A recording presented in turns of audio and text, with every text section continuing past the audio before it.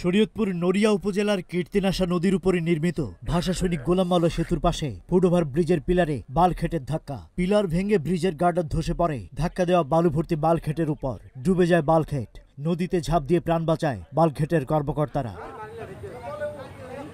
এর আগে ওই ব্রিজের নিচ দিয়ে বলগেটের ধাক্কায় আরেকটি গার্ডার ভেঙে যায়। এরপর থেকে ব্রিজের নির্মাণ কাজটি বন্ধ থাকে। সোমবার সকালে একটি বালু ভর্তি বলগেট নির্মাণাধীন ফুটওভার ব্রিজের নিচ দিয়ে যাওয়ার সময় ব্রিজের পিলারের সাথে ধাক্কা লাগে। এতে সাথে সাথে পিলারটি ভেঙে বালঘেটের উপরে ভেঙে পড়ে ব্রিজের গার্ডার।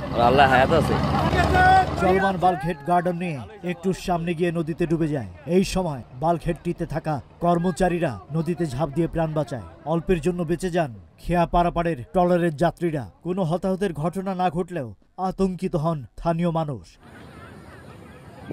দীর্ঘ ৮ বছরে ভাষা সৈনিক গোলাম মাওলা সেতুর কাজ নির্মাণ সম্পূর্ণ না হওয়ায় স্থানীয়রা পায়ে হেঁটে যাওয়ার জন্য এই ফুটওভার ব্রিজ নির্মাণের উদ্যোগ নেয় স্থানীয় সরকার, প্রকৌশল বিভাগ, এলজিইডি। কয়েক মাস আগে একই ধরনের দুর্ঘটনার জন্য মাঝপথে থেমে যায় কাজ। এই ফুটওভার ব্রিজের কাজ সম্পূর্ণ না হওয়ায় ও মূল ব্রিজের কাজ সম্পূর্ণ না হওয়ায় কীর্তিনাশা নদী পারাপারে মানুষের একমাত্র চলাচলের ভরসা ট্রলার বা নৌকা।